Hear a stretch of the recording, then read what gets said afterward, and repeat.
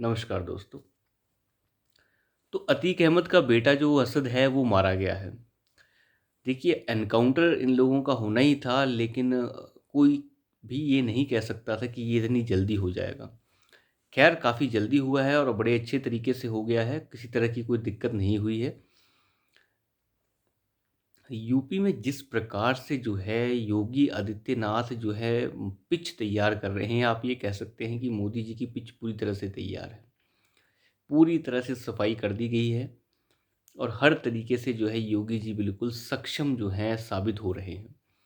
हर काम बड़े सटीक तरीके से हो रहा है। मैं मानता हूँ अगर शांति व्यवस्था बनाने के लिए ऐसे हज़ारों एनकाउंटर भी करने पड़े तो कर देने चाहिए, कोई दिक्कत नहीं है। इतने मरे मरते रहें। अब बात क्या है, बात असल आज जो हम करने जा रहे हैं वो बात क्या है? देखिए, इन माफियाओं को मिट्टी में मिलता देख जो हैं वो अखिलेश बहुत चिंतित हैं। अखिलेश, मैं मानता हूँ कि सबसे कोई नकारा अगर नेता कोई है तो वो अखिलेश यादव है। अखिलेश यादव जो आदमी है, इतना नकारा आदमी है। इस आदमी ने विरासत में मिली हुई सारी राजनीति को मिट्टी में मिला दिया है। इतना नकारा नेता मैंने आज तक ज़िंदगी में नहीं देखा, क्योंकि जितने और भी पारिवारिक पार्टियां हैं वो इतनी जल्दी गर्त में नहीं गई जितनी जल्दी जो है ये अखिलेश यादव चला गया।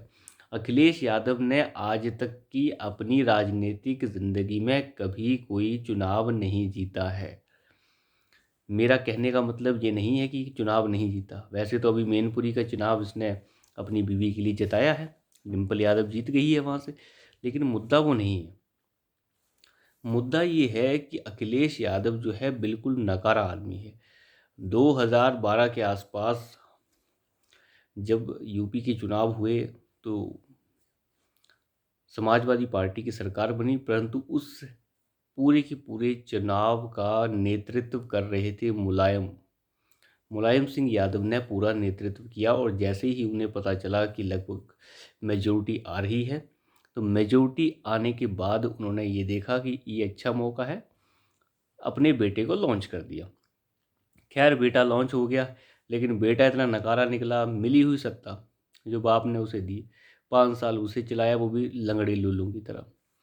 उसके बाद जो है वो पूरी तरह से विफल रहा है, आज तक कभी कामयाब नहीं हुआ है। खैर ये सब चीज़ें तो अखिलेश की पुरानी हैं और उसका तो हम क्या बात करें, लेकिन अभी बात इस चीज़ की करनी है कि अखिलेश यादव को इतना भी दिमाग नहीं है कि उन्हें क्या बोलना है और क्या नहीं बोलना है। आज जो है उनकी हालत ये हो गई है कि वो अपने आज भी मुस्लिम वोटों के चक्कर में ही पड़े हुए हैं। चाहे आजम खान हो, चाहे मुख्तार अंसारी हो, चाहे अतीक अहमद हो, इन्हें अभी भी इन्हीं इन्हीं पे ही प्यार आ रहा है। इतने घटिया टाइप के लोगों के चक्कर में पड़े रहने की वजह से अखिलेश का ये हाल हुआ है। इस आदमी को राजनीति करने ही नहीं आती। नहीं तो यंग फेसेस थे और यंग फेसेस बहुत आगे जा सकते थे, परंतु इन्होंने उस राजनीति को और घटिया स्तर पर नीचे ला दिया है। कभी मायावती के साथ लग जाते हैं, तो कभी जो है राहुल गांधी के साथ लग जाते हैं, कभी रालोद के साथ लग जाते हैं। इन्होंने आरएलडी की भी नाश मार दी दोस्तों। अखिलेश ने जिस जिसके साथ गठजोड़ किया है, सब के सब रो रहे हैं और सब के सब ने अखिलेश को भी रुला रखा है। अभी कल की ही बात थी, ओम प्रकाश राजभर ने इतनी बखियां उधेड़ी हैं इसके अखिलेश यादव की। अब पूछिए, अखिलेश यादव को उसने कहा कि ये जो है आदमी मुस्लिम वोटों के चक्कर में पड़ा हुआ है और इसे माफियाओं के ऊपर होता हुआ एक्शन भी मुस्लिमों के ऊपर होता हुआ एक्शन दिख रहा है। बिल्कुल सही बात कही है ओम प्रकाश राजभर ने, कोई गलत बात उन्होंने नहीं कही है, बिल्कुल ठीक कही है उन्होंने बात। अखिलेश यादव कई दिन से इसी तरीके की बातचीत कर रहे हैं और ये वो लोग हैं जो कहते हैं आतंकवाद का कोई धर्म नहीं है, परंतु जैसे ही ये माफिया मारे जा रहे हैं ये कह रहे हैं अरे ये तो मुसलमान मर गए।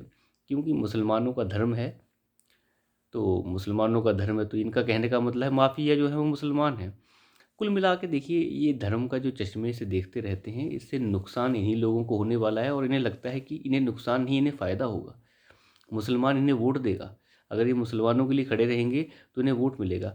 अब जब मुसलमान को आप अतीक अहमद से जोड़ देंगे तो अब बताइए फिर आगे का क्या होगा। खैर वो तो मुसलमान को तय करना है कि वो किसके साथ खुद को जोड़ना चाहता है। लेकिन मैं एक बात और यहाँ पे कहना चाहता हूँ। जिस प्रकार से ओम प्रकाश राजभर ने उनकी बखियाँ उधेड़ी हैं, उन्होंने एक बात और कही। उन्होंने ये कहा कि जो टिकट वितरण के समय, जब आम चुनाव हो रहे थे, तो टिकट वितरण के समय, क्योंकि आपको जब पता होगा ओम प्रकाश राजभर की पार्टी जो थी उसने गठबंधन किया था समाजवादी पार्टी के साथ और इन्होंने टिकटें आपस में बांटी थी। बहुत सारी टिकटें ऐसी थी जिसमें जो है समाजवादी पार्टी के जो कैंडिडेट थे वो लड़ रहे थे सुहेल देव की पार्टी से, यानी कि ओम प्रकाश राजभर की पार्टी से वो लड़ रहे थे और सिंबल उसका था, लेकिन जो कैंडिडेट था वो समाजवादी पार्टी का था। ऐसे बहुत जगह पे किया गया था, रालोद के साथ भी ऐसा किया गया था। रालोद के केस में भी ऐसा ही किया गया कई जगहों पे, जिसमें बाद में लोगों का रोष भी देखने को मिला। खैर मैं हम इन बातों पे मैं नहीं जा रहा हूँ। मेरा कहने का सिर्फ इतना मतलब है कि अखिलेश यादव की ओछापन देखिए।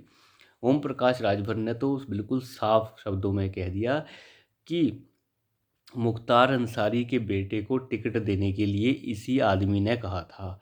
उन्होंने कहा कि अखिलेश यादव ने कहा था कि मुख्तार अंसारी के बेटे को टिकट दे दें। तो अब बताइए, अब जो है बात साफ हो गई है कि अब्बास अंसारी को एमएलए का टिकट देने के लिए अखिलेश यादव ने कहा। पता तो सबको था कि कहा है, लेकिन अब मुंह पे जब बोला जा रहा है तो शर्म आनी चाहिए इन लोगों को, ये इनका हाल है।